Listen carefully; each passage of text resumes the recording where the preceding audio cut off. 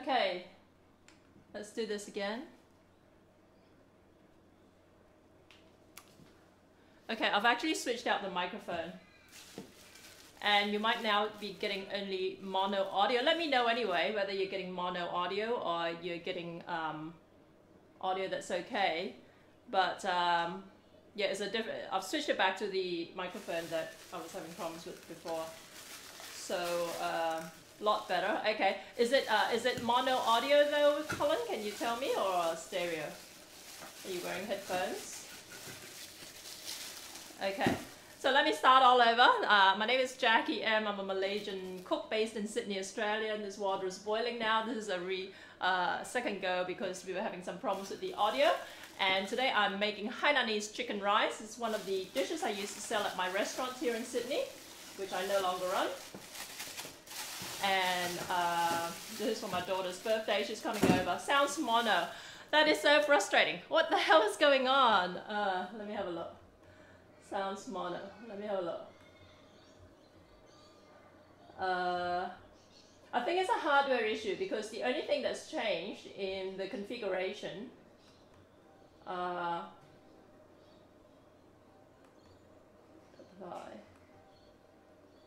okay, I'll make one more change to the setting. I don't know if that will make a difference. But here's this is frozen concentrated chicken stock, right? I'm just going to throw it in the pressure cooker just to quickly defrost it so I can use it. Let's plug this in.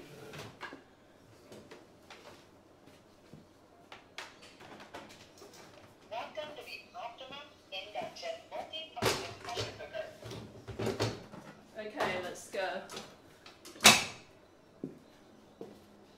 Okay, anyway, let's close this up. Meats, white rice, stew, soup, porridge,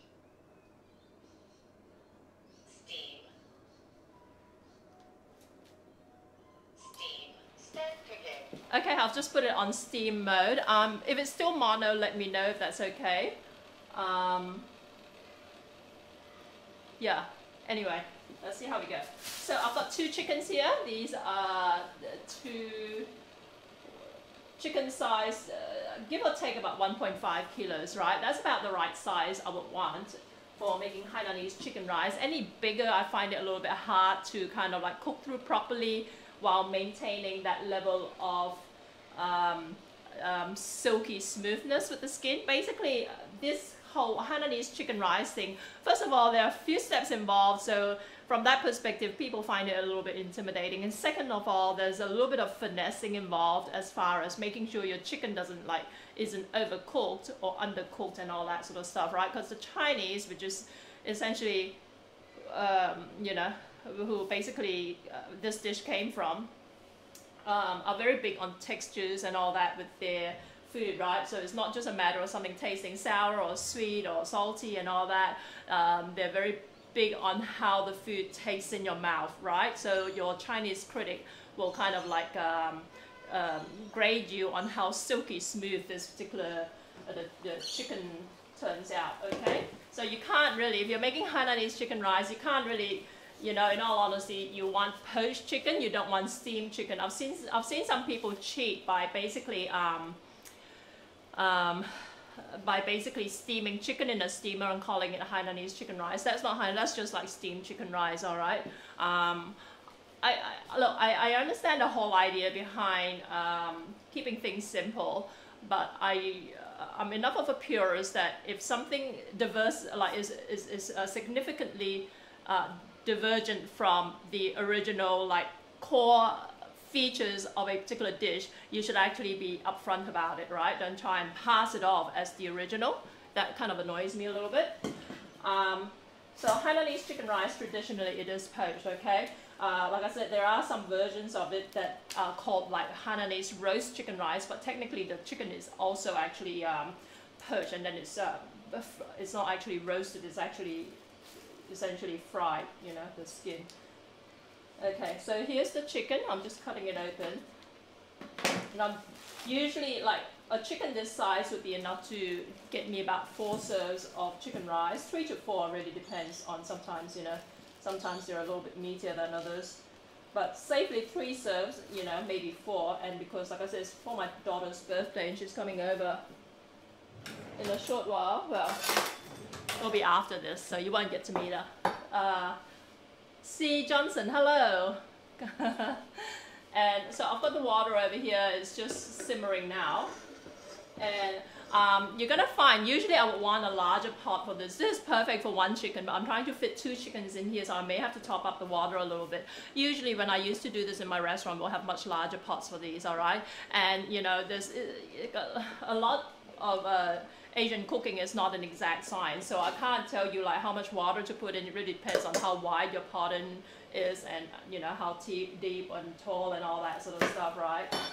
So I'm going to try, like I said, to fit both chickens in here. But first of all, the whole idea behind this cooking chicken rice is you want the chicken skin to be very, very silky and gelatinous. And it's quite ironic because I don't even eat the chicken skin. I only eat chicken skin when it's deep fried. But, you know, I'm just going to do it the way I'm traditional. Thanks, I love your kitchen, thanks. It's actually, you know, it's actually my living room. I don't have a living room. If anyone comes and visits, they're usually quite, they walk in through the door and they're like, oh, okay, where's the TV and where's the lounge and all that? There's none of this here. This is actually my entire living room. So let's, what you want to do is, essentially, you want to ladle hot water over the chicken carcass, right? And the idea is you want the hot water to essentially shock the skin into a smooth texture. That's the theory anyway. That's how I learned it from my mom, all right? And that's how a lot of the Chinese dishes you'll find, you know, basically a lot of the Asian techniques with cooking chicken involve kind of like just ladling hot water over the skin like this. C. Johnson, thanks for following. C. Johnson 558. Okay, so this is in there, and this is actually quite large. I'm not sure if I can fit my other chicken in there. Okay, so let's give it a go anyway. Like I said, this is for my daughter. It doesn't have to be that refined, all right? I'm not selling this, but let's try and force the other chicken in there. Otherwise, I might have to take it out and then cook it after this first lot. But the whole thing about this is that it's a little bit time consuming because you want to actually, you want the heat to continue. You see the water is completely settled now. You want to bring it back to a very, very low simmer, right? And only cook it, if there were only 1 chicken in there, I'd only want to cook it for another 10 minutes with the lid closed, right? But because I'm putting both chickens in there, I might have to cook it a little bit longer. But nonetheless, you don't want to simmer this for 2 hours. You want this to be very, very delicate, very, very, you know, just almost like not quite well done. I know Westerners are a little bit leery about undercooked chicken, but we Asians don't really have that problem psychologically, all right? Because with chicken rice, you know, if there's no pinkness in the skin, it's almost to an Asian, it's like you've killed the chicken. Basically, you know, you want the chicken to be just like pink, even a little bit bloody, all right? But I know Westerners are a little bit leery of that. So back in my restaurant days, I did try and straddle the fence a little bit. All right, both chicken in there. Okay, so you want the breast portion facing downwards, and I want to cover it. This is very, very full, so I'm hopefully this doesn't overflow. You don't want this on a hot, like quick rolling boil, all right? You want this on a very, very low simmer. Like I said, 10 minutes. Let me set the timer.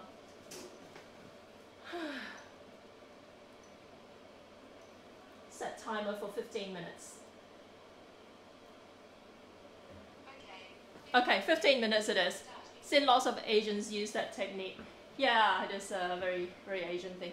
All right, so this is gonna simmer very low heat for 15 minutes. Next thing I want to do, I want to prepare the rice. So hopefully I've got this frozen bag of chicken stock in my pressure cooker. Hopefully that will kind of like do its job pretty quickly. I really just want to basically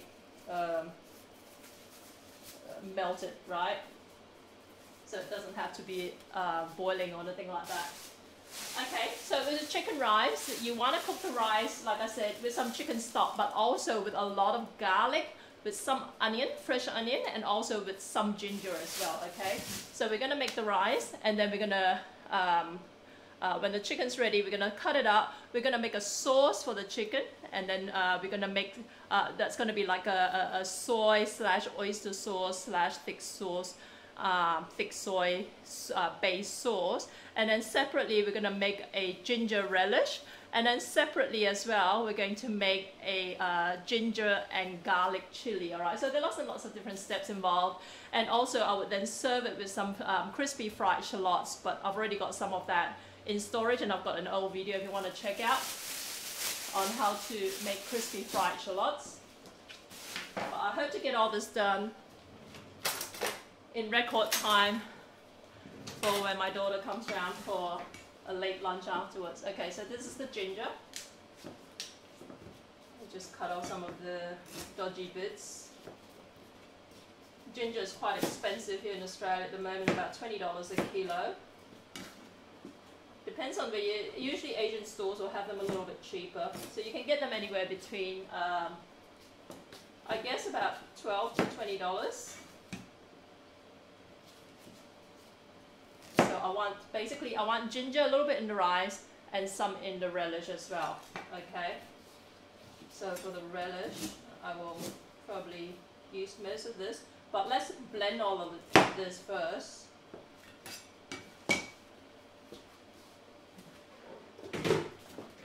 And I'm going to use my thermocook for the blending. Josh, how you doing? So this is my Thermomix, and it goes. And if you're not familiar with the Thermomix, both the Thermomix and the Thermocook over here, they basically function the same way, and they, you know, they blend, they puree, they, you know, kind of like grate vegetables, and also they cook for you as well. Okay, but I'm just using this as a basically as a blender at the moment.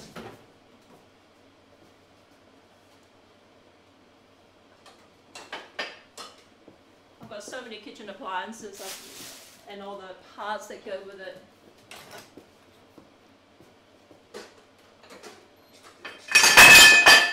Oops.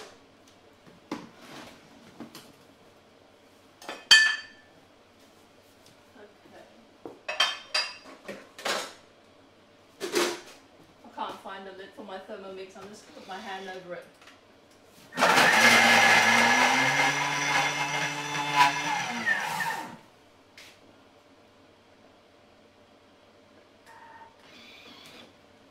Alright, here we go. So, just basically very, very finely minced. And I used to have trouble doing this in a regular, okay, this is just coming, it's boiling a little bit too rigorously. I'm just going to try to turn it down, alright? So like I say, you just want it on a very, very, basically the lowest heat setting you can for the pot of water that your chicken's sitting in. I might just blend it a touch more. There's just a couple of like largest chunks in here still. Let's throw it in.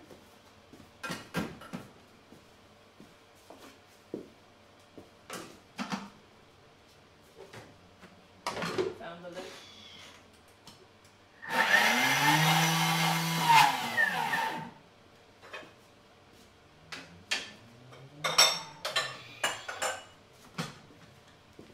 Okay, just finished my exams. What exams were they? I think it went for 3 hours, the math exam. What sort of maths? Like,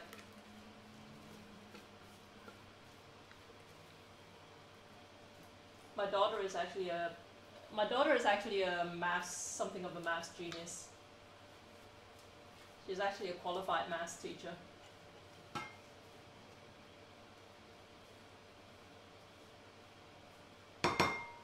Taught to all of one term and decided no, teaching's not for her. So that's the ginger.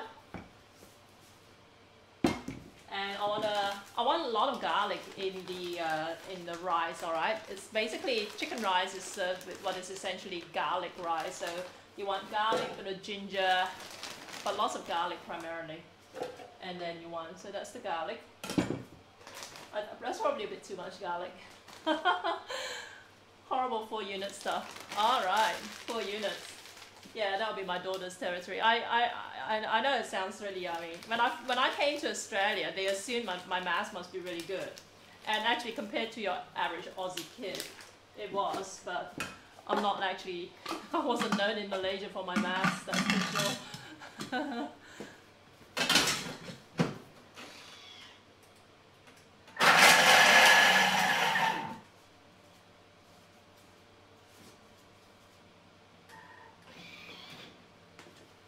Here you go. Alright, so that's minced garlic, right? In Malaysia, everything is compartmentalized as far as food, right? So when you go and eat out, and you'll get a restaurant that sells nothing but chicken rice, and then you get a restaurant that sells nothing but satay and all that. But here in Australia, if you open a Malaysian restaurant here in Australia, you have to sell everything. Otherwise, you'll get people complain that it's not actually it's not a real Malaysian restaurant if it's missing this or that.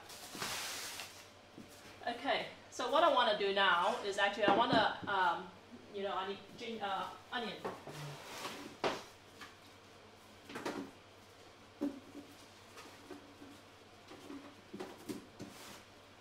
Okay, I've only got there's about half an onion, that should be enough. I'm just going to actually blend that up as well. So let me take out the garlic.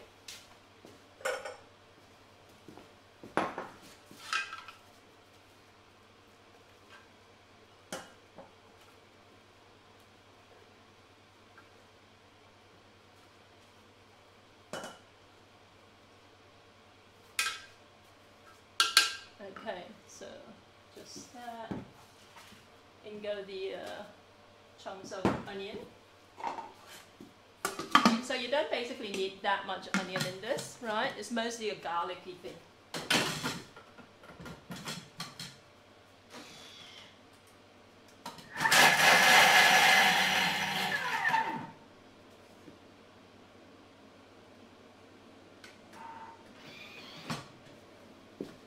Okay, here you go. So just roughly chopped up is fine for the onion. Okay, move this away. I'm gonna get you know what, I'm gonna use my,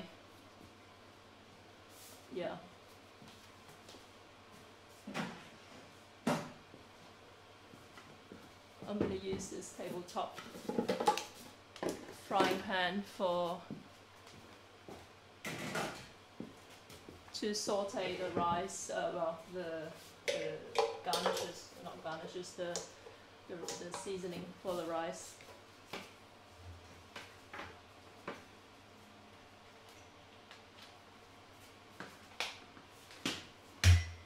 Okay, so it's heating up. I want to grab some oil. Yeah.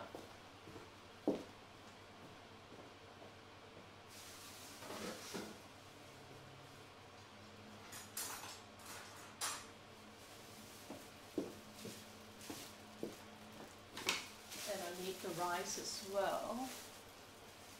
Was brown white onion? Brown white. It was brown onion, but it doesn't really matter. It's brown onion because brown onion's cheapest here in Australia.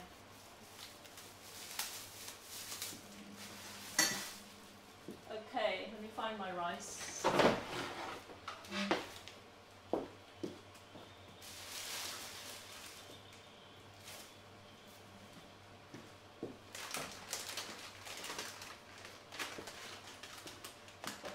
Much, I need more. Let me have a look.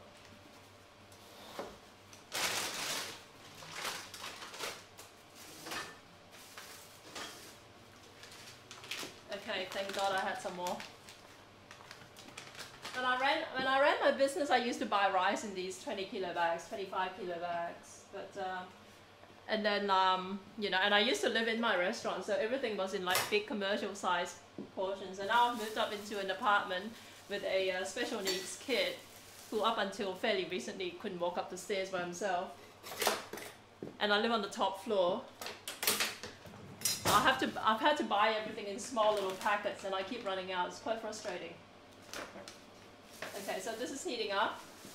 I want to basically saute the onion, garlic, ginger mix till it's aromatic.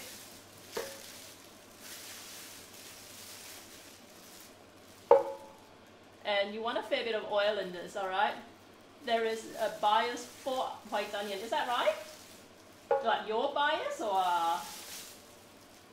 I don't think I've actually really like bought white onion before, so I don't know if I see that much. To me, like here where I shop, it's brown onion that seems to be most commonplace. So heating this up, like I said, lots of garlic in this. Is going to be a garlicky rice dish, alright. Some ginger, doesn't have to be that much.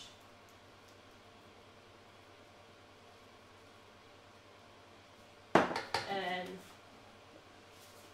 that's half an onion in there, right?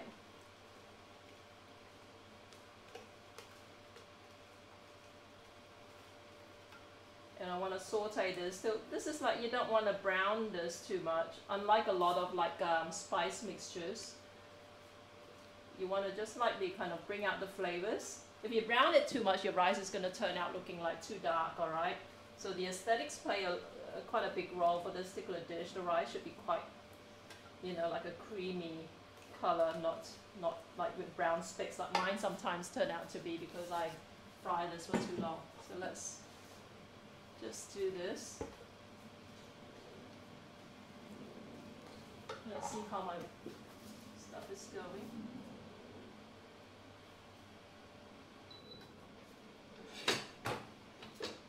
Okay, so I want to say soup or stock. The stock is actually completely defrosted, right? So here it is. But remember, this is actually concentrated stock. I'm not going to use too much of it because it's going to be too strong flavored. This is essentially just a juice from a chicken. It's not like stock that you get from boiling chicken bones, alright? This is actually like chicken, if you can imagine, chicken pieces in a vacuum bag that's lightly poached. The juice that comes out like from the chicken is what this is, alright? Why do you keep oil in the bag? Because of my business. Yeah, because for my business, I buy these 20 liter drums of oil. So we pour them into big, you know, trays for using at my business. And then at the end of the day, the rest of the oil gets tipped into bags, tied up, and gets shipped back to my, my storage here, sort of thing. It's easy to transport as well. If you imagine the logistics of trying to transport leftover food, it's easiest to have everything bagged up because a lot of containers are not airtight, right? And when you're transporting them in the moving vehicle, half of it ends up like at the bottom of the esky and all that. So yeah, so that's how it all ends up like this. Cooks and chefs seem to prefer white. Is that right? Not Asian chefs. If you go to where I do my shopping, there's a lot of I'm just going to turn this up some more. If you go to my grocery store, which supplies a lot of Asian restaurants, all the bags of onion in 20 kilo bags, right? They're all brown onion. So yeah. Again, I don't know if it's an Australian thing or if it's a uniquely Asian thing. Okay. So I want to fry this up till it's not even like anywhere near hot enough yet for it to start sizzling, but I want to get it to that point. And okay. Okay, so that's the timer telling me that the chicken in this pot have been like simmering for 15 minutes. I want to turn it off and I want to keep the lid on for another half an hour. So let's do this.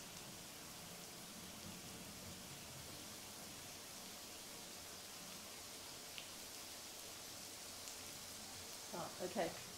So hopefully by the end of that half hour, the chicken will have like, just from the residual heat in that pot, the chicken will have just rightly cooked through, right?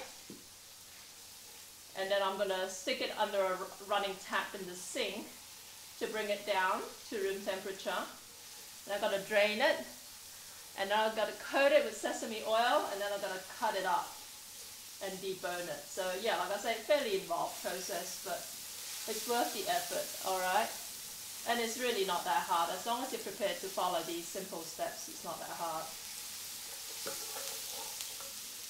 Just turn this down a little bit.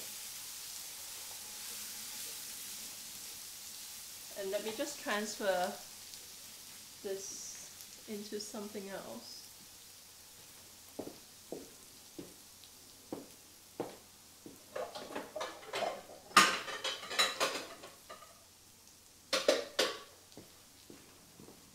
So we're going to take out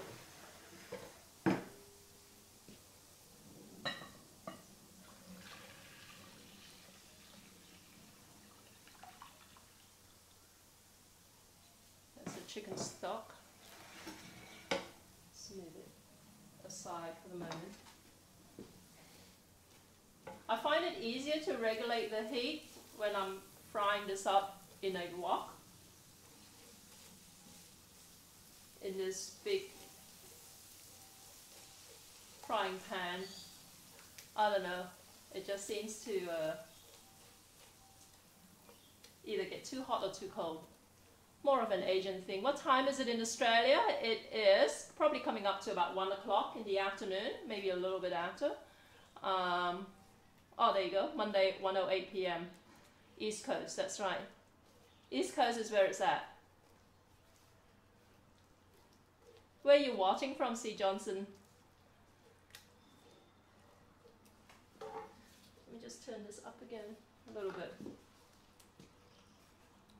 So you just want to cook it to the point where the garlic isn't going to taste raw, like you know what raw garlic can taste like, right? But you don't want to, like I said, you don't want to brown this. Usually when I'm cooking like this kind of spice mix for a curry, I do want to brown it, okay? But not for chicken rice, not for Hainanese chicken rice. Okay, it's better. Yeah, when I first came to Australia, I had to basically, I came basically at the end of 1984, and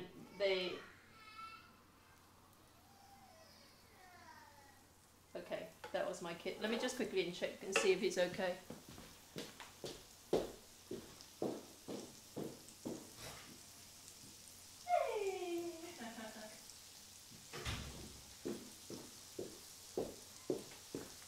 Okay, no, he was just happy. I heard him squealing. I'm watching from the USA. I live in Missouri. It's at 10 at night right now. Oh, cool, Missouri. I don't think I've met anyone from Missouri before, actually. So this is frying up.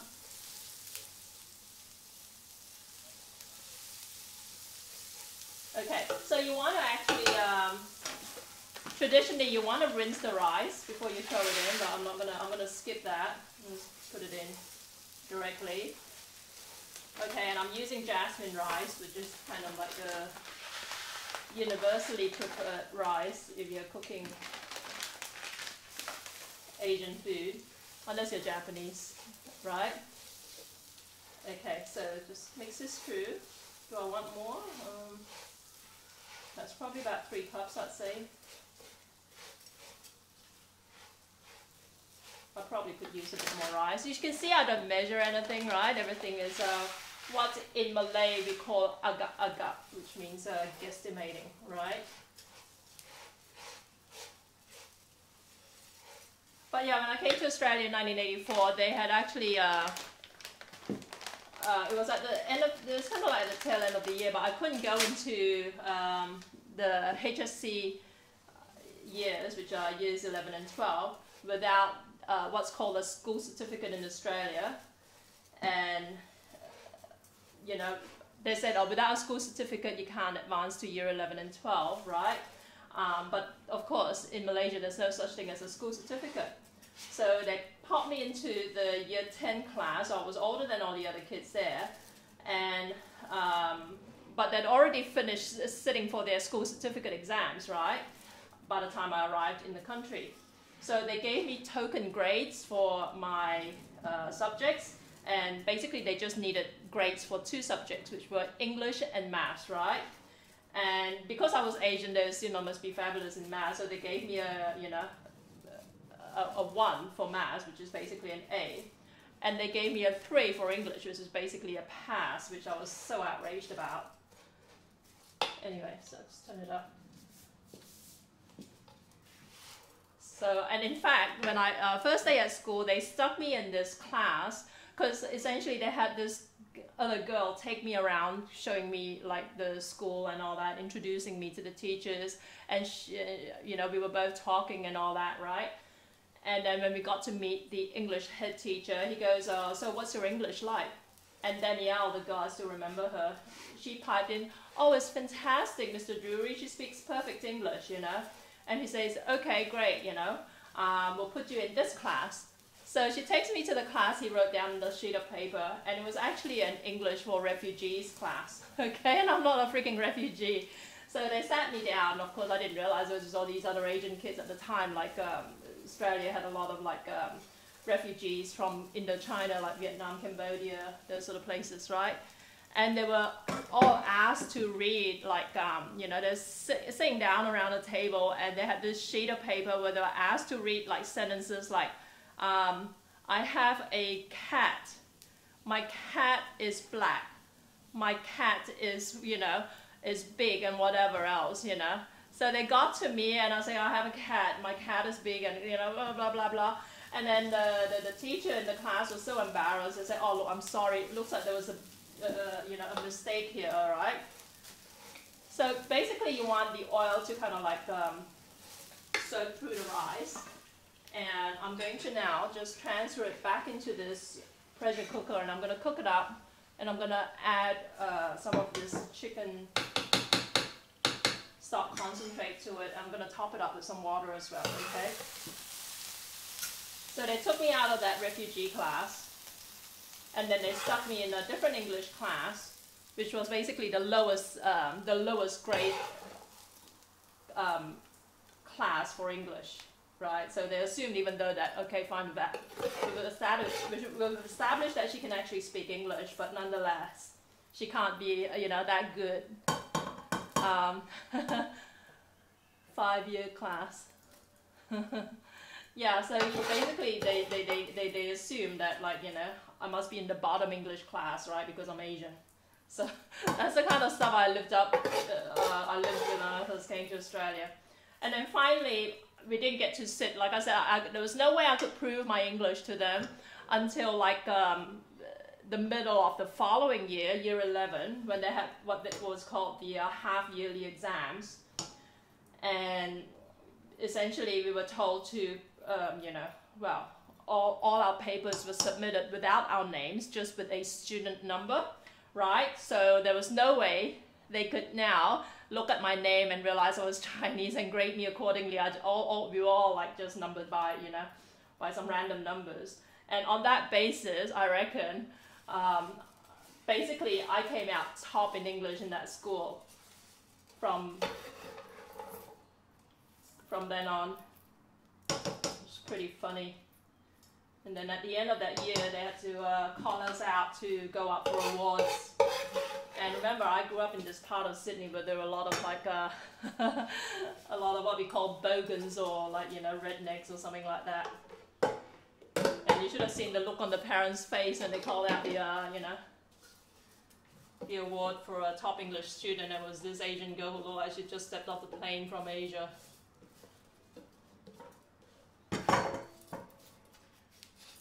And I noticed them kind of like looking at each other. Actually, there's a couple of white parents sitting in front of me, kind of looking at each other sort of thing when they saw me go up.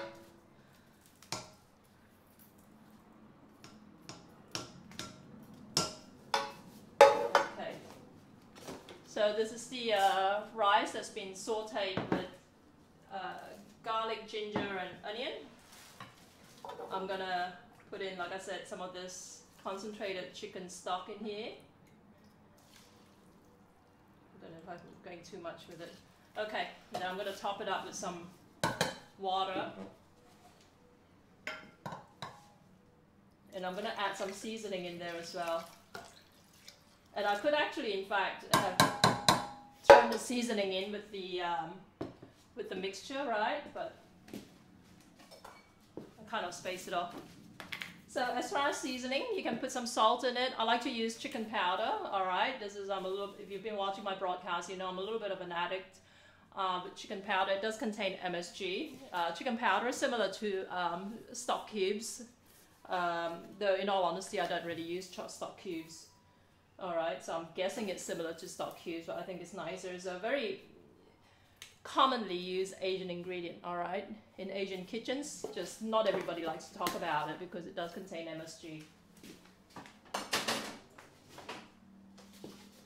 So chicken powder, like I said, you can top it up with a little bit of salt as well. I'm just going to put a pinch of white pepper in here as well. Okay. Let's give this a bit of a mix.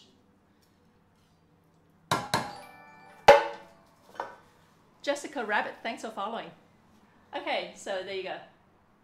I have a feeling I need a little bit more water, so let me just. We Asians have a really random way of measuring how much water to go into this. Hi Jessica Rabbit.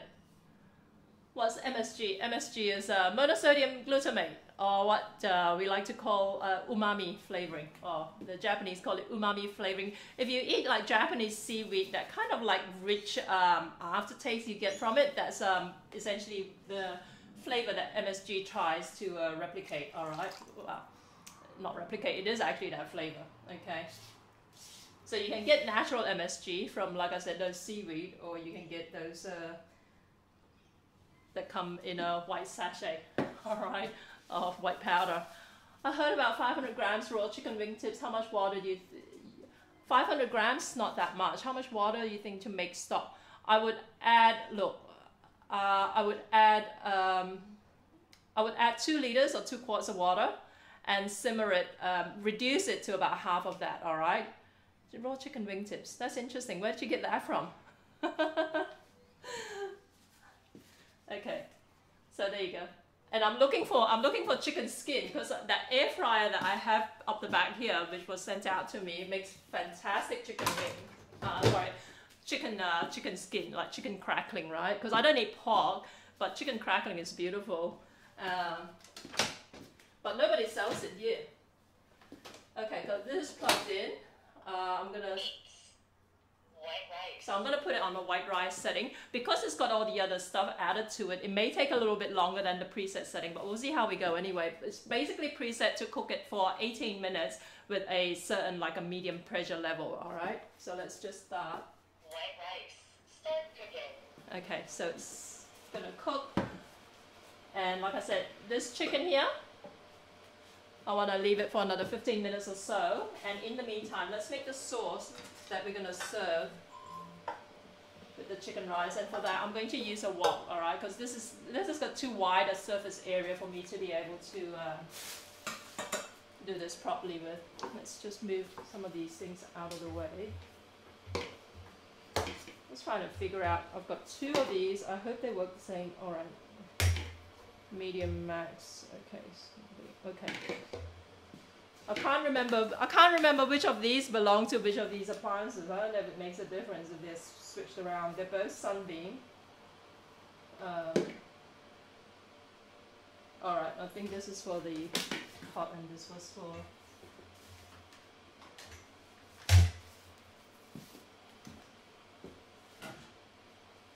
What was it? I don't know. Hopefully I don't kill them both by having them whole chickens. Alright. Cool. Oh, chicken wingtips. But yeah, look, usually I would buy to make chicken stock. If I didn't have so much of this chicken stock concentrate, right? I'm still trying to figure out some way I can use them like really effectively, because right now I'm just using them in like little dishes here and there, but if there's some way I can actually, you know,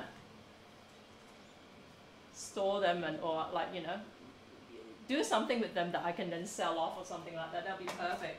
Because that amount of chicken concentrate was from just 1 week's worth of like trading in the market, and I only sell food 1 day a week. But it's just me and my little toddler son living here, so I can't even go through all that chicken concentrate in 1 week.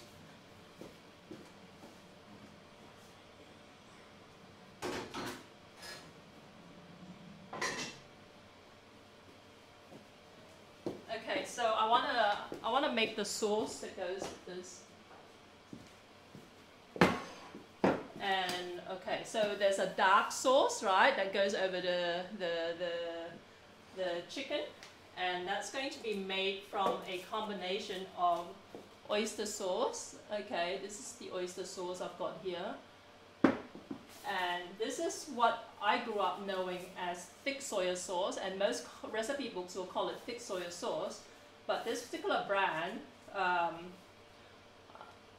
has been marketing its product as cooking caramel, all right? I think they changed it, right, as a marketing decision at some point, because as kids we did not grow up calling this cooking caramel, we grew up calling this thick soy sauce, all right? But essentially this was the brand we used to get, and now all the labels on it say cooking caramel for whatever reason. Okay, so I've got that. I'm just gonna get a little stove.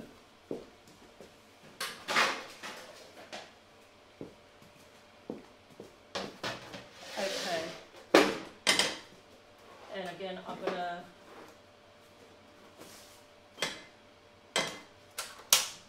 you know what? I just realized I don't have any soy sauce. Bummer.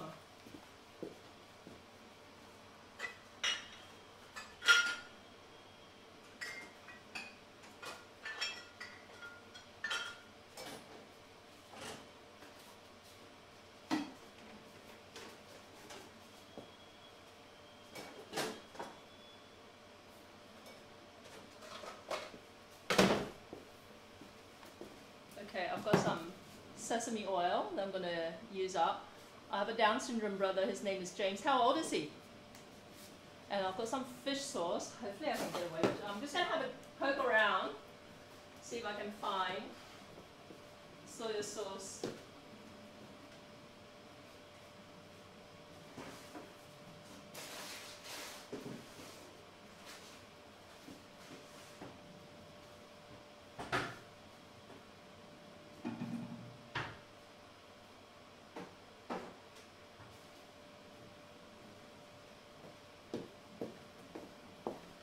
Okay, no soy sauce. It's going to be a primarily oyster sauce. I don't usually, he's 6. Oh, how cute. Noah's 5, actually.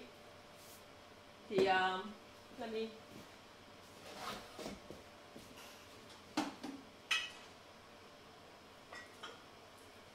okay, this is a fuller bottle of cooking caramel, alright? Here it is.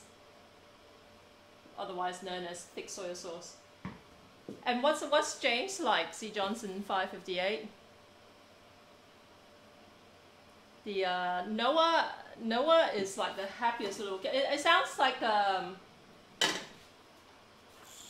stereotyping. I know, like in this day and age where everyone's really politically correct, right? They say, oh, you can't like generalize and all that, but it's very true about everything that people have said about Down syndrome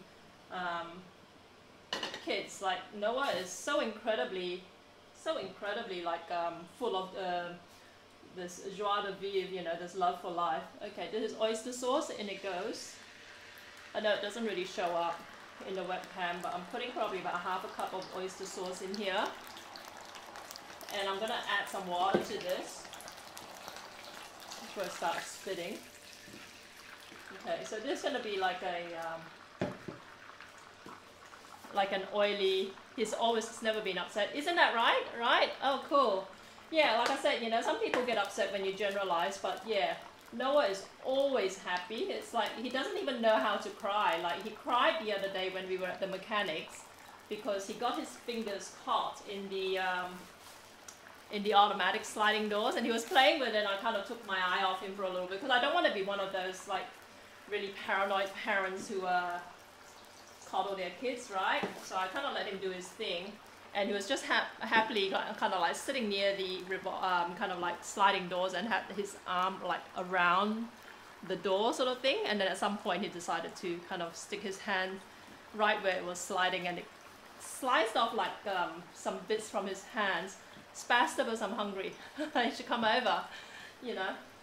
And he just looked shell-shocked for a bit, and I watched while it was all going down. I said, come over here, baby, you know.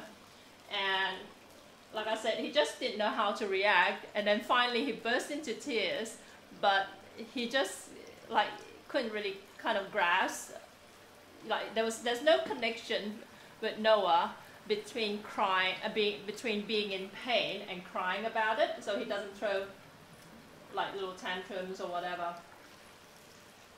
So this is, like I said, this should usually have some soy sauce in it, but I can't find my soy sauce. I think I've run out.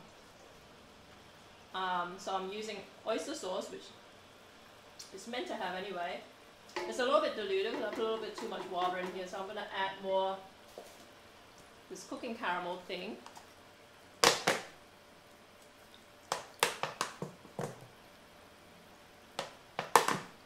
But Noah had a really, really tough start to life. He's had 3 surgeries, but that should be the last of it. He's done much, much better than the doctors expected. They told me that he was going to be in and out of hospital, he was going to constantly fall sick. That hasn't really been the case. Like he's got more of a consistent runny nose than most kids his age, I guess. But yeah, I mean, he's been fine. Sometimes, like, I have, in all honesty, taken him to a hospital once or twice when he had a cold and a temperature, right? But that's really for precaution, because the doctors do stress, like, you just got to be really, really careful, like, might develop into pneumonia and whatever. And yeah, take him to the hospital, it turns out to be just observation, and then he gets sent home, sort of thing. Caution. Pressure will be released now. So I'm adding sugar to this, right? The last time my brother cried was probably 4 months ago. He's always happy. See, exactly right. Isn't that funny? Yeah,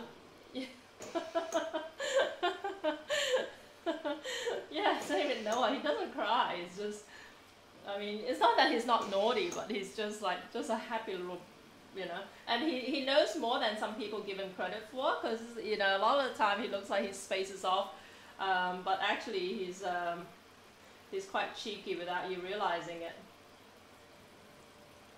Okay, so I want to put some chicken seasoning in this again. So again, this is totally optional, but like, it's like using chicken stock cubes, right? But we Asians use it in powder form a lot. If you go to any Asian grocery store that's sufficiently well stocked, you should be able to find a few different varieties of this at least, right? Caution. Pressure will be released now. Yeah, and it sounds like such a cliche, because I didn't know this as well. I mean, I was nothing like, you know, you don't even notice people with special needs if, you know, it wasn't within my realm of, you know, my realm of consciousness, because, yeah. So let me see. Like, there was just, it's just, you know, my first kid, my daughter, was a really, really smart kid, and you think, oh, like, you know, you come from a family of high achievers and whatever, and, you know, it just, you don't even think about, like, ever having to deal with, like, someone who's going to be needing a lot of support. But like I say, it sounds like such a cliche, but talk to any parent of kids with Down syndrome, and they'll tell you, like, how incredibly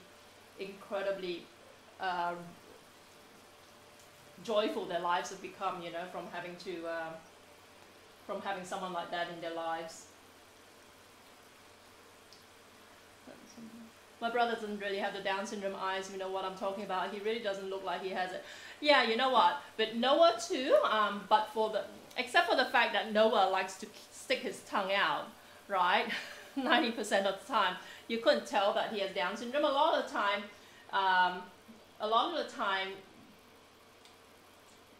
when I take photos of him and post them online, people say they can't tell that he's got Down syndrome, which is fine. I'm not offended. Some people say, oh, you shouldn't say that because that indicates that, in a reverse sort of way, you're saying that Down syndrome people look weird, like, you know, so, and you should be grateful that your kid doesn't look, you know, I don't care, whatever. But yeah, Noah doesn't really look like he's got Down syndrome. If I take a photo with his mouth, like with his tongue not sticking out, yeah, he looks pretty, he looks like a regular kid. It needs something. It needs that damn soy sauce that I'm missing. I've got some sweet soy sauce here. Let me just check and see if it's okay. Okay, no, that's a little bit too intense. But there are all these different types of soy sauce, right? This is sweet soy sauce, and it's a Malay brand. Malay as in like, if you know anything about Malaysia, Malaysia is basically made up of like a number of different races, but the three main races are the Malays, the Chinese, and the Indians, okay? And I come from a Chinese background. But it really depends. Like if you meet someone from Malaysia, just find out like, you know, essentially a lot of people confuse Malaysia with Malay, alright? So when they find out that I'm Malaysian, they assume I'm Malay, okay? Which is not the case. Only about 60% of the population of Malaysia are actually Malay, right? The rest of us are from other ethnic backgrounds.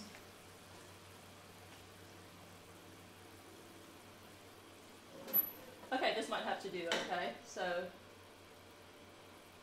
oyster sauce. There's thick soy or dark soy. We judge by our looks, our failing as a species. Yeah, look. Yeah, I know. Here you go. Just move this out of the way. And now I want to actually fry up the ginger relish. This is all while we're waiting for the chicken to be ready, okay? So let me put the rest of the rice away.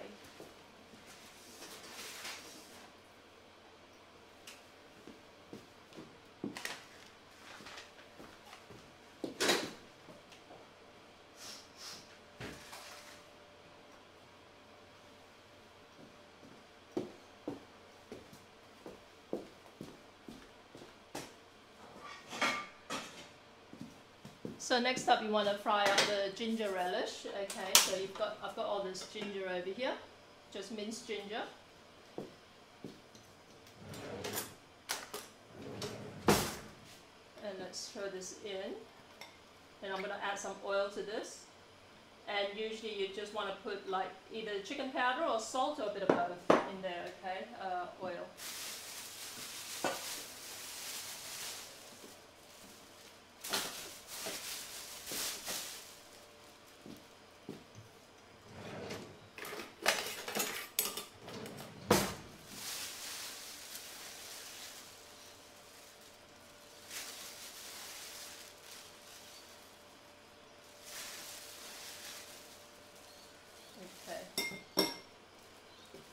I looked at your Twitter and I looked at your boy and he didn't even look like he had a bit of Down syndrome.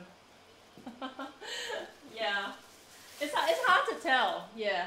And like I say, when people tell me that, I'm not offended, but apparently some Down syndrome parents, like I say, in this day and age, it's easy to get offended, so I'm not that sort of person, alright guys, you can tell me whatever, and as long as there's no intent, like, as long as there's no ill intent behind it, I'm not going to get offended, alright? But yeah, some people get offended and they say, oh, you know, because I've seen this thing that, you know, these lists that are very popular, 10 things you should never tell a Down syndrome parent, 10 things you should never tell, you know what I mean? Look, you can tell me anything, okay, I don't care. But yeah, some people, like when they say, oh, you know, your kid doesn't look like he's got Down syndrome, and they mean it as a compliment, you know, just take it for what it is. Don't get upset because of, you know, whatever.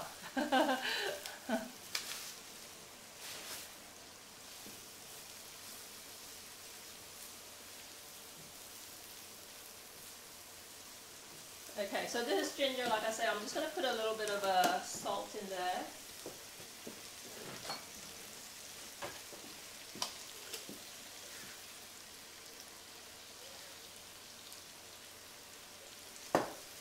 So you're going to eat this as like a side relish, right? With your dish, you're not going to be eating mouthfuls of this.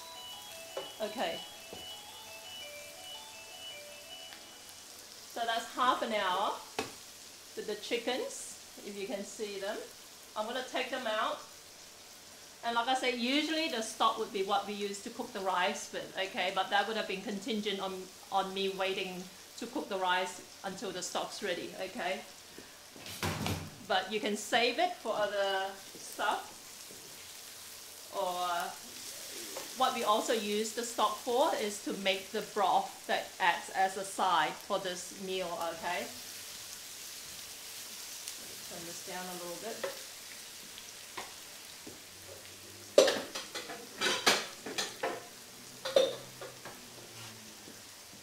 Here we go.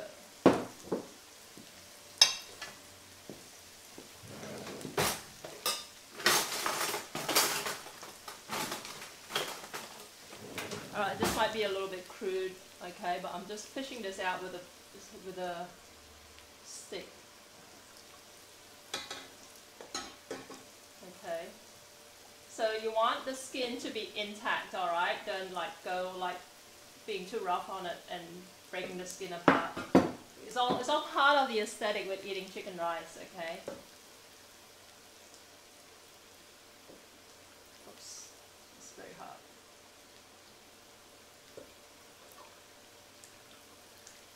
So remember, this was not like plugged in for the last half hour. You only wanted this to simmer You only wanted this to simmer for 10 to 15 minutes. 15 minutes because I've got 2 chickens.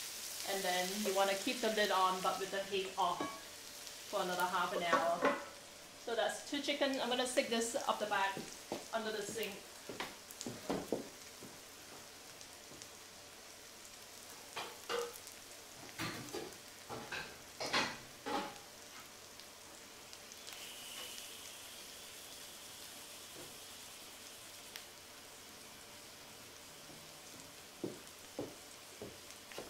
Under the sink, I meant in the sink under the tap. Alright, so I've got basically a steady stream of cold water running into that bowl of chicken for the moment, and I want to do that till it brings the temperature down. And usually when my mom used to help me in my restaurant, she would like the water to actually she liked the chicken to be submerged in the water for a good hour or so, but I'm not going to bother with that. Alright.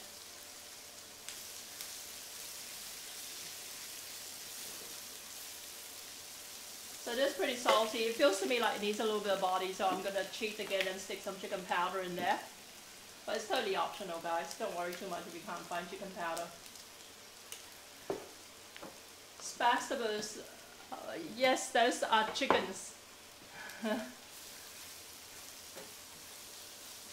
you go.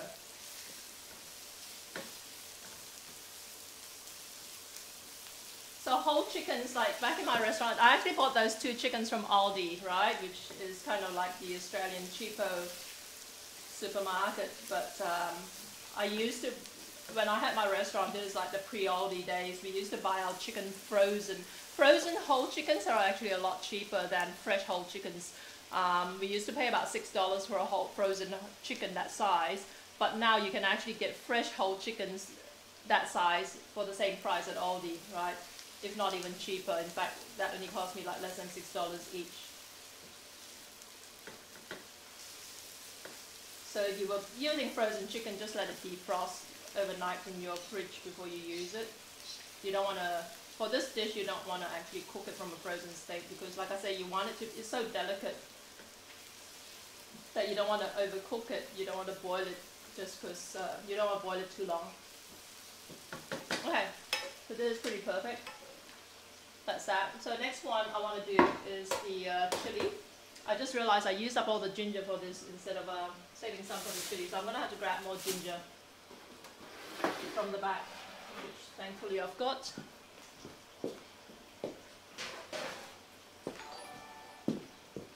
Spastabas, thanks for following.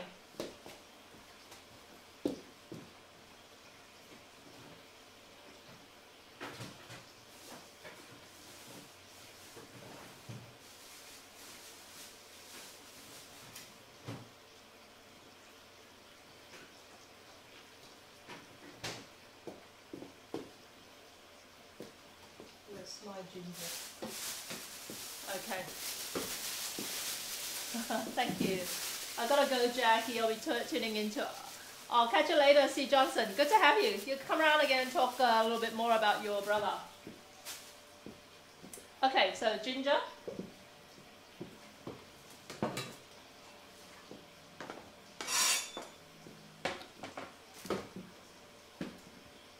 And like I said, I'm making a chili dip for this. And I don't have that many chilies. I didn't buy any more today because they were a little bit expensive. But these are quite hot, right? I've tried it before. So that should be enough for at least this particular meal that I'm preparing for lunch today.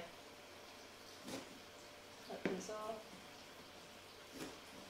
And this ginger chili relish is raw, right? I'm not cooking it, I'm just throwing it all into the blender. Okay, so this had onion and it had garlic and it had ginger earlier, so I'm not going to bother washing it up. The flavors all complement each other. And let's blend the ginger quickly, and then I'll add the chilies to it. Because the ginger is a little bit tougher.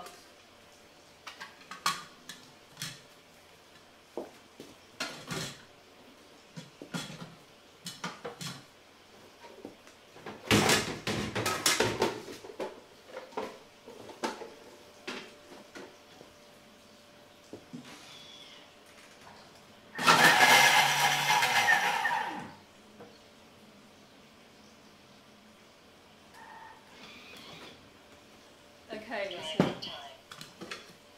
so 1 second in the Thermomix is not bad, is it, eh? So in goes the chili. I'm not getting paid to endorse these products, guys, alright? I'll tell you my sometimes I've got affiliate links, alright? Like for the Thermocook that I'm not even using, I've actually got an affiliate link for it if ever you decide to buy one.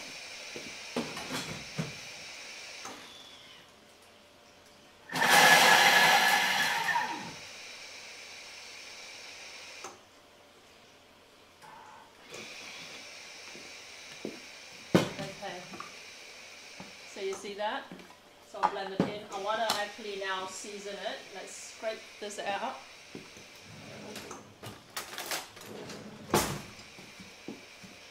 Scrape this down.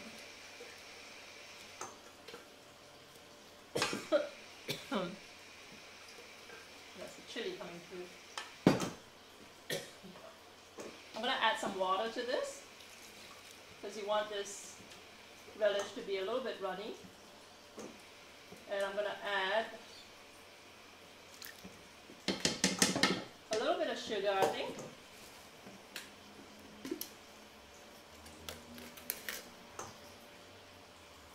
Oh, it looks like my Nightbot is working again. It wasn't working for the last, since late yesterday. And people were like going, oh, is this live or whatever? And it wasn't. And I've gone to bed. And usually it'll say whatever. Okay, so salt and just a little bit of sugar. You don't want this to be sweet, you want this to be salty, but you want the sugar just kind of take the edge of the saltiness a little bit, alright? Here you go. Alright, let's just zip this quickly.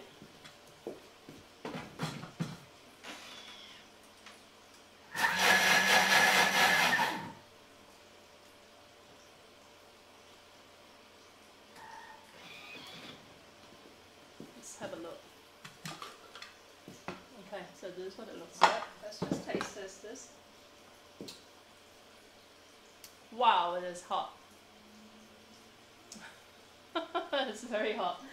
I want to put a little bit of chicken powder in it just to give it a bit more flavor. But it needs a bit more water in it. It's very, very hot. And you can just mix this in at this stage, right? Or you can zip it a little bit more if you want. But holy moly.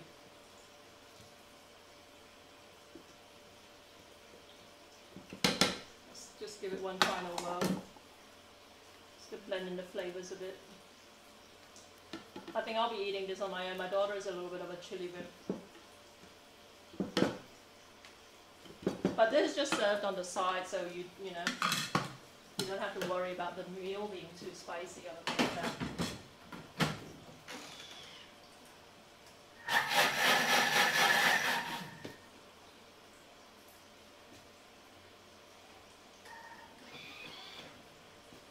Okay, so there you go. Right, let's just dish this up.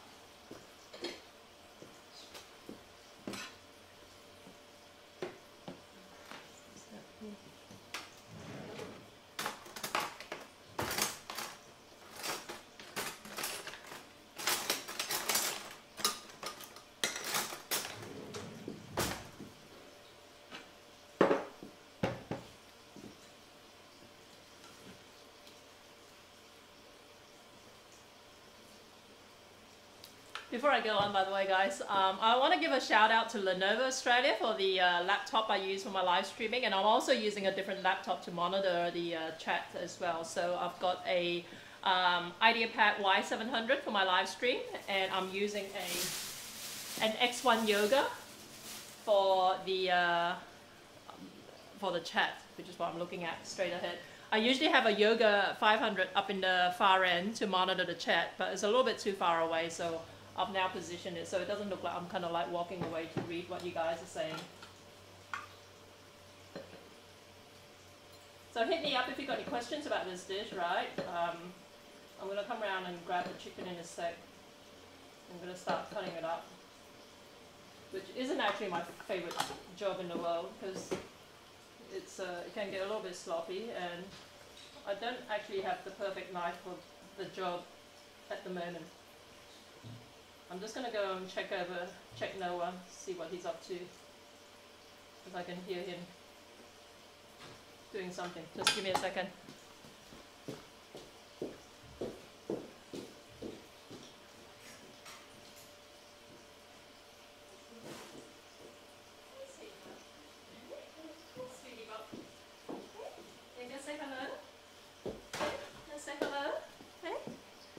Say hello. Hey, are you gonna be naughty? Don't be naughty, okay? Don't be naughty. Don't touch anything.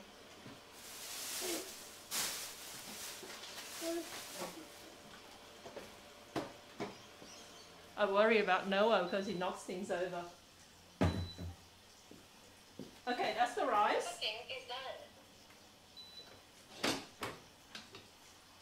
Let me just take it out to show you, see what it looks like. Yeah, good boy. No, you just sit, okay? Don't touch. Don't touch anything. Yeah. You want to sit down? Okay. You want to sit down? Don't touch, don't touch. No. Good boy. Yeah, good boy.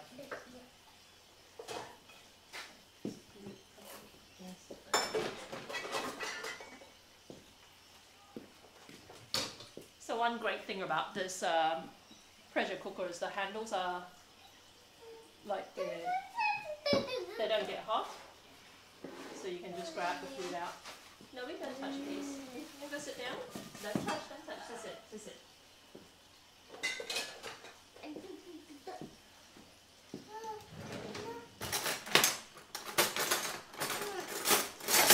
I just want to quickly make sure that the rice is nice and fluffy, which it is. I'm just going to taste test this a little bit. Good boy, yeah. Noah's going through this phase where he can't stand like drawers and doors being left open. Okay, so it tastes just fine.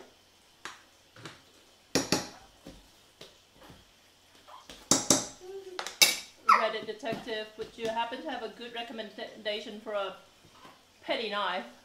What's a petty knife?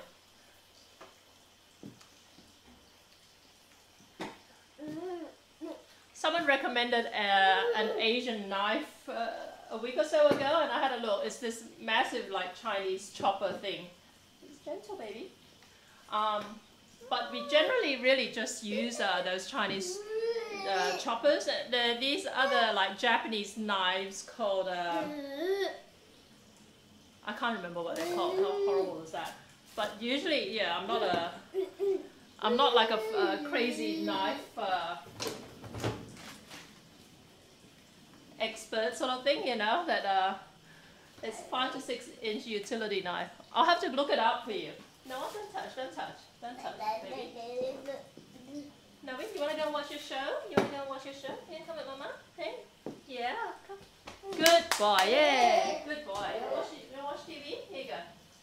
You watch this? Hopefully that'll distract him a little bit.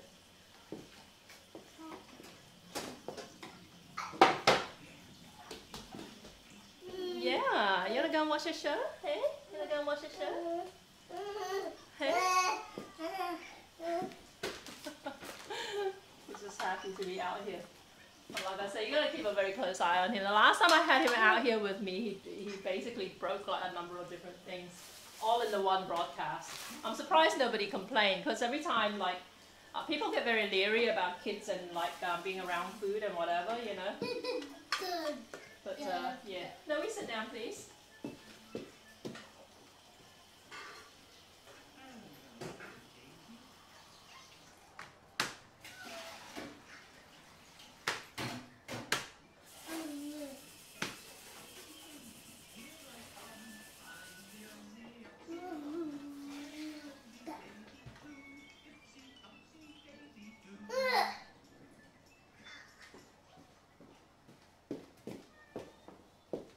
So here's the chicken, you can see it, right?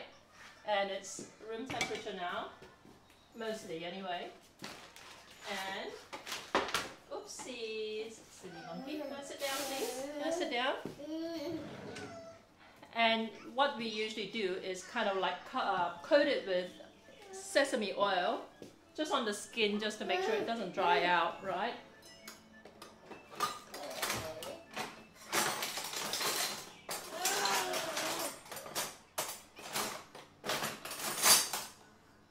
See, I don't actually have great knives. This was a knife that was sent out to me for one of my TV segments, but it needs sharpening, and I don't really have a sharpener. And this is just I don't know if this would be what you would classify a petty knife, but it's a Wilshire, which is pretty good. Okay, so let's just do this. Now you want to sit down? You want to go sit and watch TV? Hey?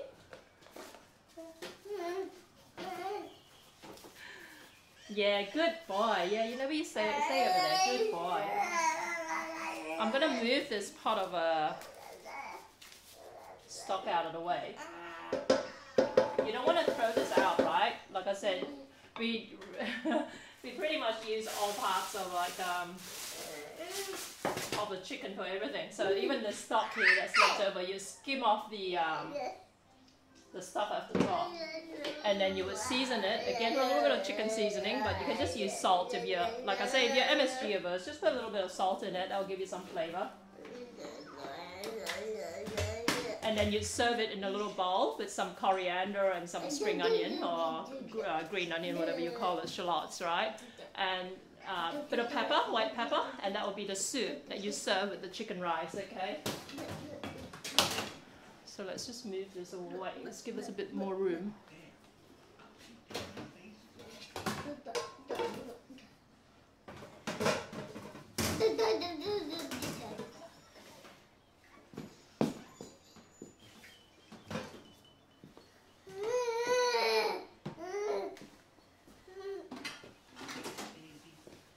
So this is the sesame oil.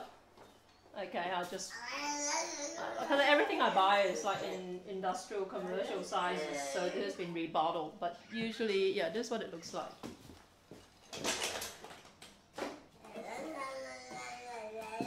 Okay, so this is Asian sesame oil. This isn't like the health food, like fresh crushed whatever sesame oil that you get like at your Whole Foods or whatever, alright? So this is Asian sesame oil, and all Asian sesame oil is made from roasted sesame seeds, okay? So it's not like cold pressed sesame or anything like that. So we've got the chicken over here. So this is my chili relish, chili and ginger relish, okay? Just put that away. And this is the ginger relish. Then I'll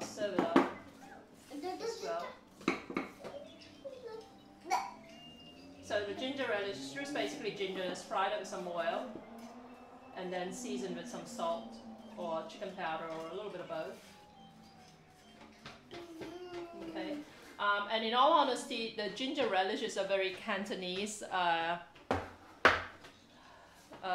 feature of this particular dish. In Malaysia and Singapore, a lot of places when you eat chicken rice, it doesn't actually come with this ginger relish, okay? Because the Malaysian Singaporean version figures there's already ginger in the chili. Now we want to sit down.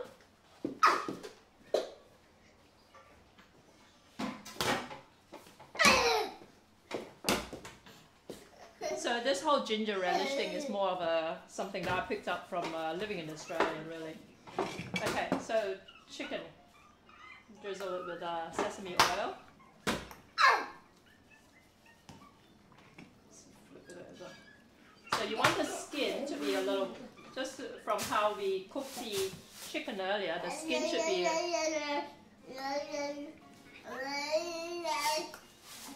be still in one piece, right? But also a little bit lifted from the flesh. Now you want to go wash your show? Here, you want to come with Mama? Come, you go wash your show in your room? Here we go. Good boy. You want to come with Mama? You go wash your show in your room? Hey? No? Hey, you want to just sit there? Okay? You just want to sit there and be noisy. Okay, so let's cut the chicken, alright? I'm going to try and figure out which knife works best for this.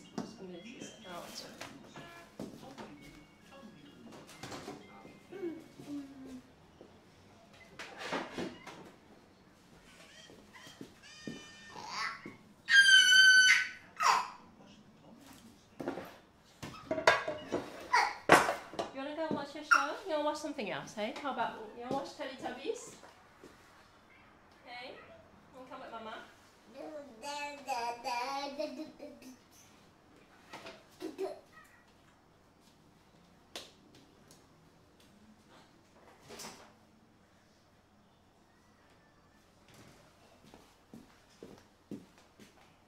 See the Teletubbies or Tombliboos. He's having a great time where he is. Yeah, I mean, if he doesn't get up to mischief, he's okay. He's just a little bit excited to be out and about. Usually, he's only home usually on Wednesday evenings when I'm live streaming, and that's close to his bedtime enough that he would happily stay in his room and watch his shows, and sometimes just fall asleep watching it, you know. But obviously, it's daytime today. Being the Queen's birthday, he's not at childcare. Okay. Let's cut this up. Okay, I know with a lot of chicken rice recipes, they get a little bit involved in terms of what goes in the chicken before it gets cooked up, right? But the recipe I use in my restaurant has nothing with the chicken. All the flavors from all the peripheral stuff, the sauce that goes on it, the rice, and also the condiments, okay?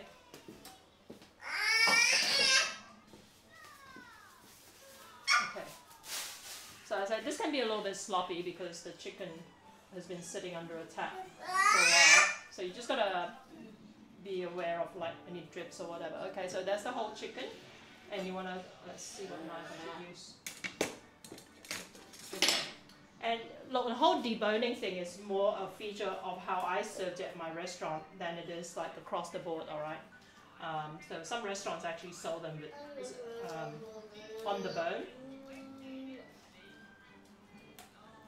And in all honesty, like I say, waste not, want not. When I used to debone it, after you debone it, the bone goes back into that pot of stock that I had earlier. And okay, so I'm just going to cut it up here. You want to cut the legs off, just break them off at the joints, right? This is in fact really almost like just on the border of like being overcooked, in all honesty. You see, there's a little bit of pinkness over here. And like I say, Westerners tend to get a little bit weirded out with it. And back in my restaurant days, it is actually attached to some fat. We would just trim it off with the scissors, okay? But that's essentially, you don't want the chicken to be any more cooked beyond that. Because to the Asian palate, the chicken then becomes like too rough and overcooked, okay? So we're just cutting these off first. Then cut off the wings. Right, and just break it off at the joint.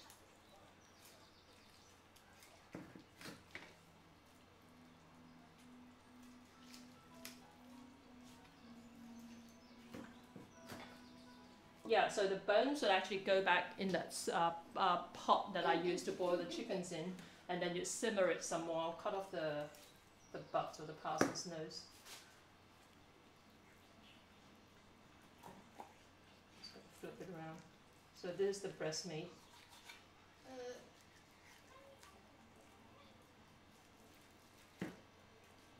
So like I say, if you've got like, you know, when I used to cook this at my restaurant, we'll be doing more chickens in the larger pots sort of thing. So the time frame when I say 10 minutes on a low simmer and then off the heat with the lid covered for another 30 minutes, that's all contingent on like, you know, how much you're cooking, how much water there is around it, like, you know, and all these other factors. But generally the rough estimate is about half an hour soaking in a pot of boiled water, hot boiled water.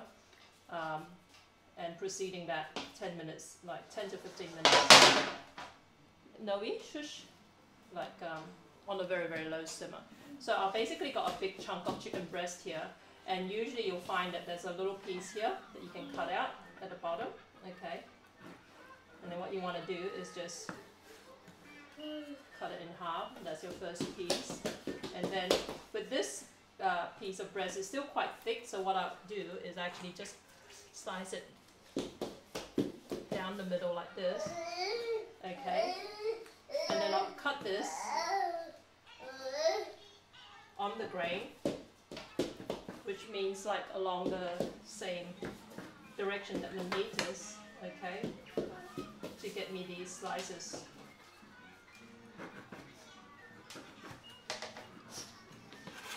Okay, so I've got basically here a double-decker layer of chicken pieces here. Put it down further.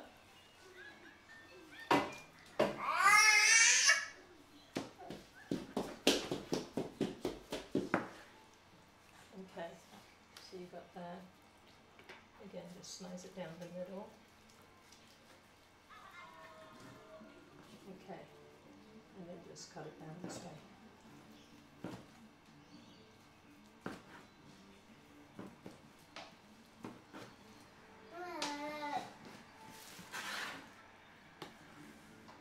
So that's the breast portion. And then you'll have a little bit on the flip side, but there won't be a lot of meat beyond that, alright? So just try and trim them out. I don't like the fatty bits, so I'll trim off all the fatty bits, alright? I don't even eat the skin, like I said earlier. Like, the only time I eat chicken skin is when it's being deep fried to a crisp, alright? So anything that's fatty or slippery, I cut it out. But I know some Asians actually like that, alright? They like the fatty, slippery texture of the chicken.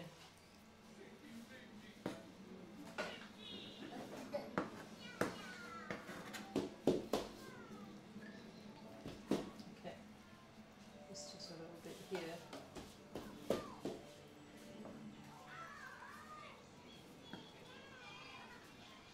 Okay, so that's the frame. Still got a bit of flesh in it, and this goes back, like I said, in the soup.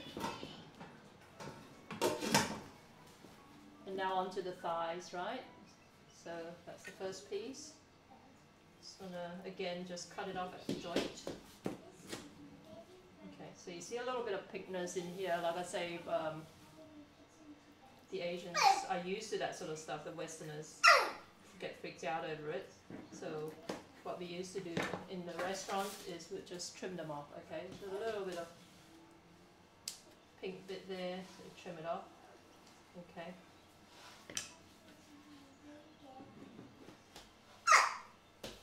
Like that. And then just cut it around.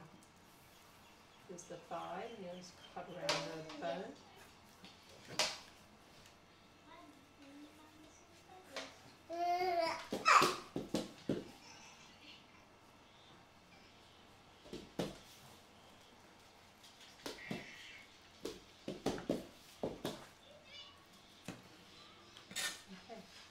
Two pieces there.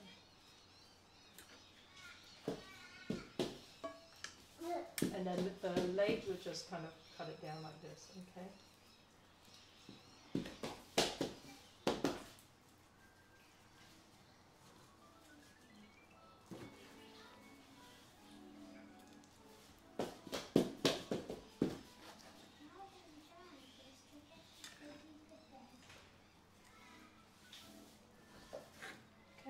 There you go. Next one.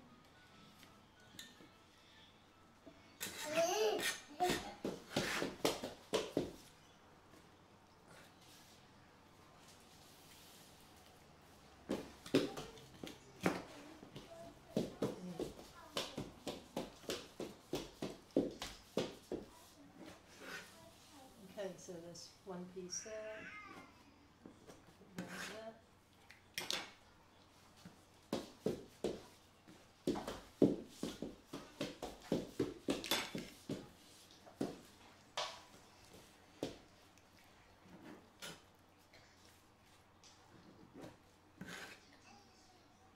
So there are some elements of this dish you can make ahead of time and store in your fridge, right, for weeks on end, like things like the chili radish, and also the ginger relish, and even with the rice. You saw what I did with the rice, which basically I stir-fried some of the seasoning, which consisted of ginger, garlic, and onion.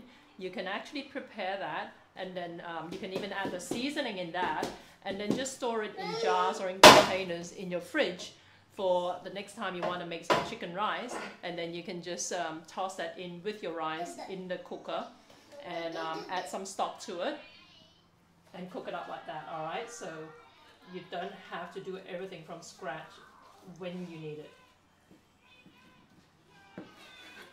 And even the sauce, the dark sauce, again, you can cook it up and then store it in, in a bottle or in a jar. Actually, in all honesty, I've actually got some of that sauce left over from the last time I made chicken rice, which was a few weeks ago. So this particular batch, I can actually mix with the previous batch that did have soy sauce. If you caught the segment earlier, I realized I didn't have any soy sauce in the house. So this is the wing. The wing tip is the only bit I don't actually try and debone, okay? Well, I'd actually throw this back in the stock, okay?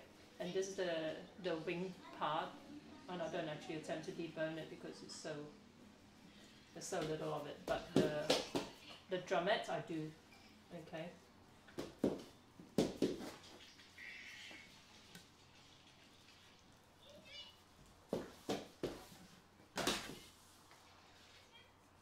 In that goes, and if you missed it earlier, so on to the next one. If you missed this earlier, I'm doing this because my daughter is coming around for a late lunch in a bit. This is her birthday present. She turned 25 just a week ago. Yeah, thereabouts. This down.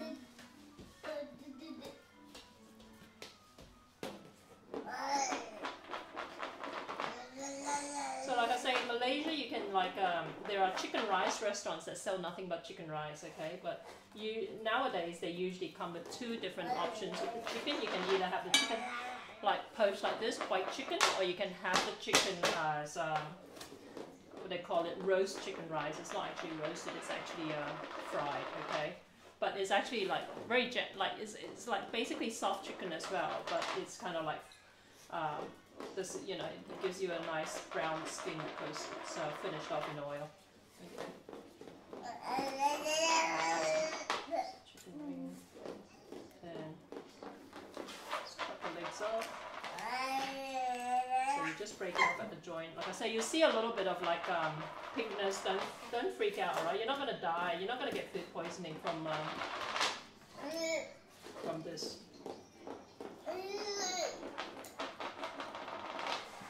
And you just get a little bit of liquid, just kind of tip it back into the bowl a little bit, okay? Because it does accumulate liquid.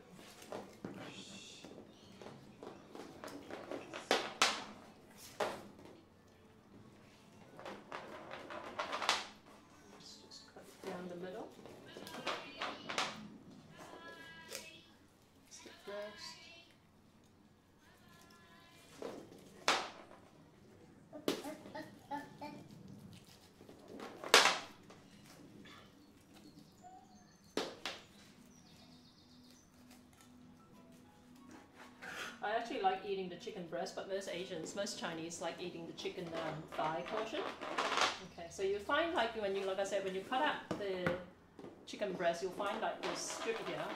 Okay, that's the tenderloin portion. So usually I'll cut it in half, I'll strip it out and cut it in half. And then with this, what's left of it, I'll still slice it halfway down the middle like this, okay? And then just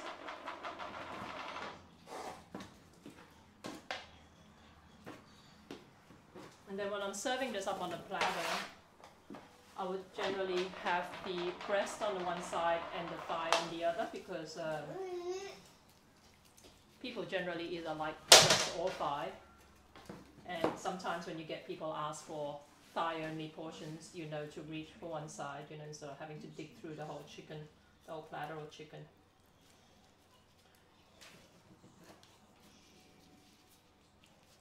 Okay.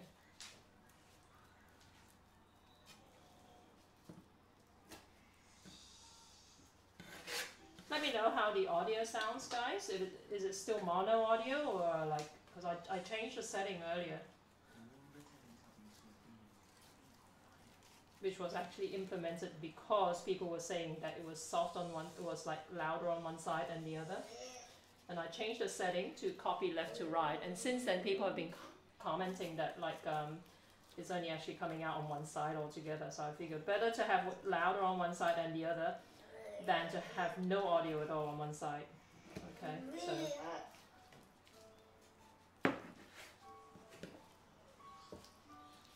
again, the tenderloin bit, I'll just rip it out, cut it in half, in it goes.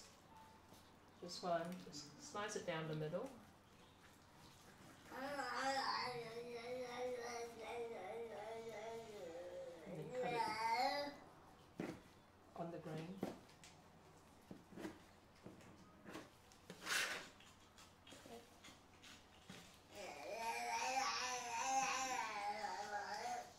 I think Noah's hungry. I can smell the chicken rice. Audio fine, don't touch it. Alright, this is good to know. Colin, you're going to be my audio engineer from now on, alright? If it plays up again, let me know.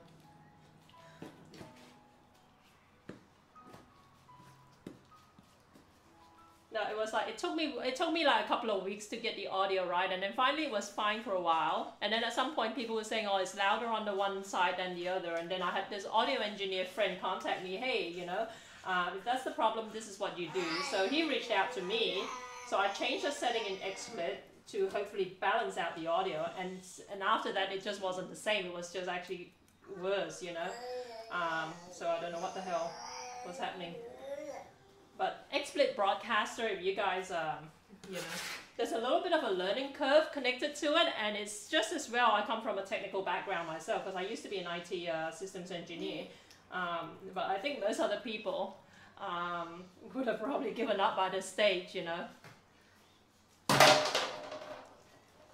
I should be teaching people how to live stream on Twitch. I feel really lonely here doing food, and everyone else is doing games, you know.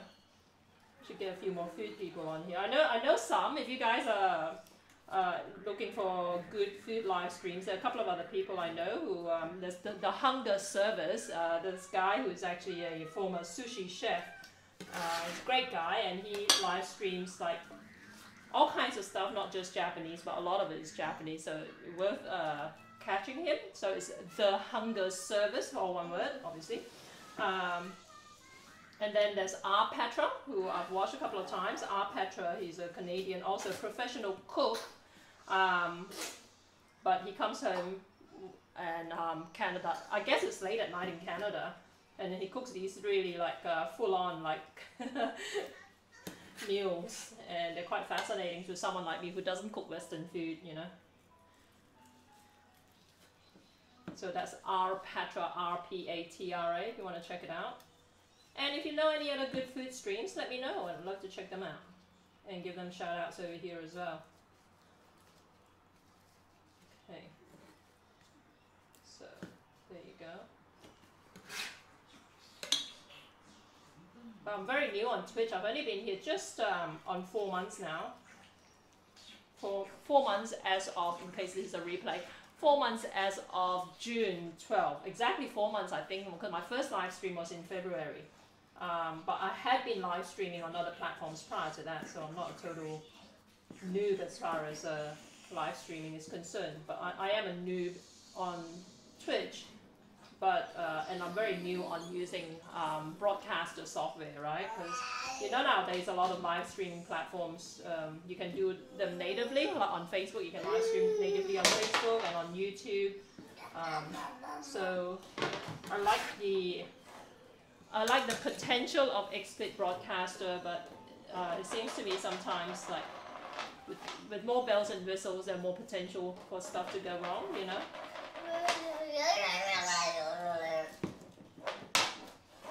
Okay.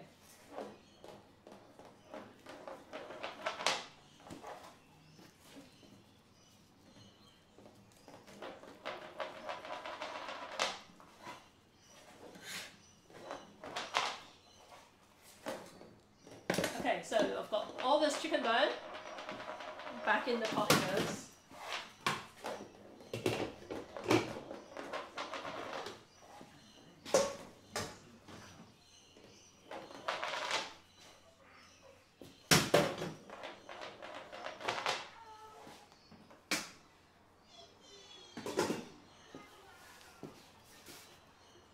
And then I want to cut up some cucumber. Just let me move this away. Sam Byrne, thanks for following.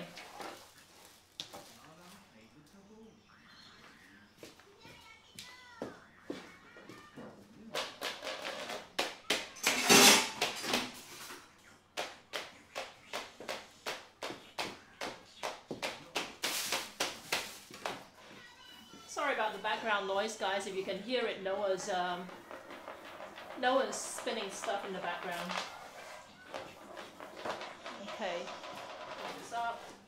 So like I said, this already has some sesame oil kind of like brushed over the skin, but we're gonna drizzle a little bit more sesame oil now. Again, it's partly for aesthetics. And you can see that some of the juice that's leaked out is a little bit pink, alright? Don't freak out, this is how we eat it, okay? And you want to be real. You want to eat like the Asians, right? This is how we do it. Okay, so cucumber. Back in Malaysia, what we can sometimes do is just score like the outer, just like randomly playing two up. It sounds like it, doesn't it? We just randomly score this just to kind of like make it a little bit less like fibrous. Noah, come, you want to give mama? Good boy. Yeah. Okay. Come. Good boy. You want to watch your show? Here, why don't you play with toys? Okay, here you go. Can you play with these? Good boy. Alright, yeah, but I'm not going to bother with the scoring. Okay, so we cut it in half lengthwise. For this particular dish, right, traditionally this is how we serve it up. Cut this diagonally like this.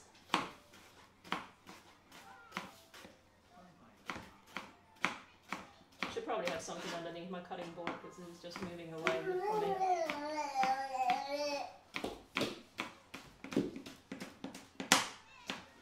Okay.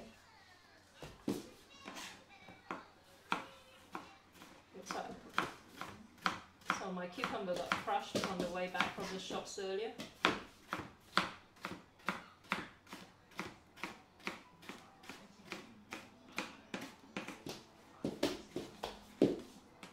Okay. Let me move a couple more things out of the way and I'll show you how I serve all this up.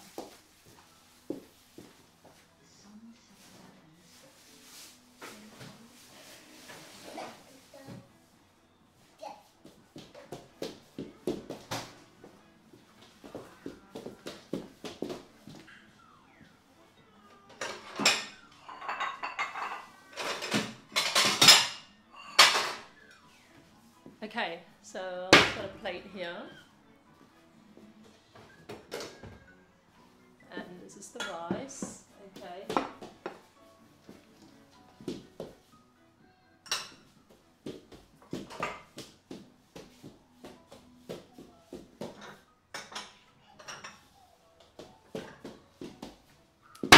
This plate is a little bit small, but let's try and scoop some rice into it.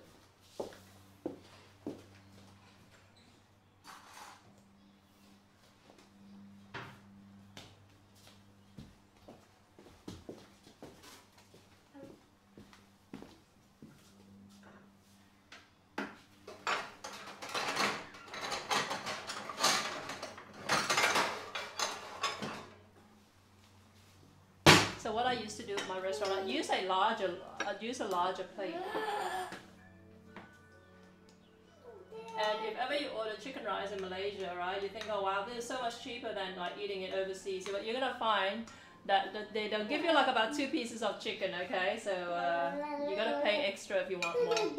It depends on the shop, obviously, but you should see some of the chicken rice portions in Malaysia, where they'll give you a big amount of rice, but only a tiny sliver of chicken.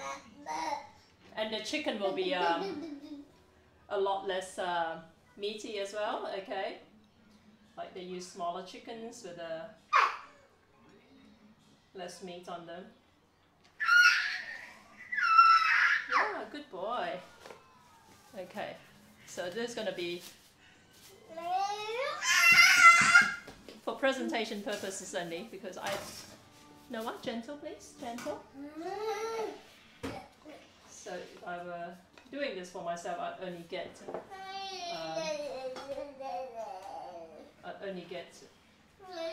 chicken breast. Okay, look, I'm gonna just get chicken breast in all honesty. But if I were eating this myself, I would like throw out the skin, okay?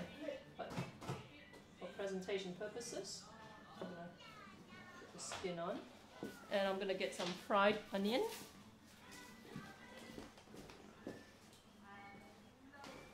So crispy fried onion is something that I make every 4 to 6 weeks or so, and store it in one of these, right? So I've got the chicken here. No, we don't touch, please. And I've got my sauce. Okay, so I pour the sauce over it. Okay, just drizzle the sauce. And here's the fried onion. Hainanese chicken and rice. I had to eat the same dish for the rest of my life. That would be my choice. You know, yeah, that's what I used to think too, until when you start having to sell it, right? And you get so sick of having to cook it. And actually, you know, until about 4 weeks ago, I hadn't made it since I closed my restaurant 5 years prior. So, okay, I'm just gonna put more sesame oil over this, okay, because it's one of these dishes that are very, I've got my thing tied over here. It's one of those dishes where really like you want it to be quite well lubricated with oil, okay? So let's just, so like I say, the ginger relish is a little bit of a Cantonese feature of chicken rice, okay? I think we Australians who came to, we Malaysians who came to Australia are used to having the ginger relish, but back in Malaysia we didn't have it. Come. Baby, nurse, is it? You want to eat?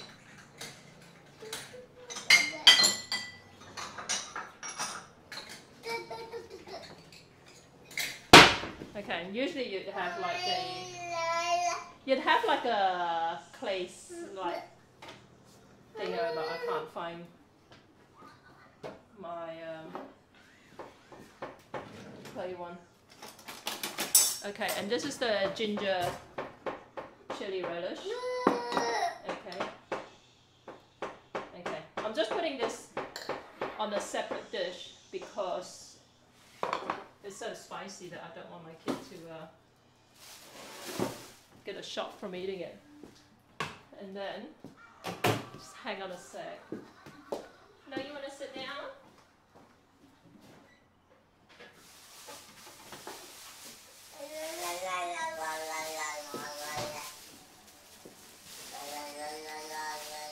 And then what we do in the restaurant, remember that pot of chicken stock over there, it still be hot. We'll kind of like keep it on the heat in the kitchen, right?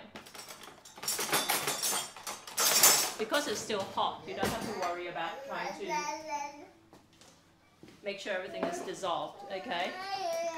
Basically we'll get like, every time we get an order, we'll get a bowl like this, put a bit of pepper underneath, or you can put the pepper over it if you want. Put a little bit of chicken seasoning, the chicken powder, okay? Or you can use salt if you're averse to chicken seasoning, okay? And then we'll pour the hot soup over it.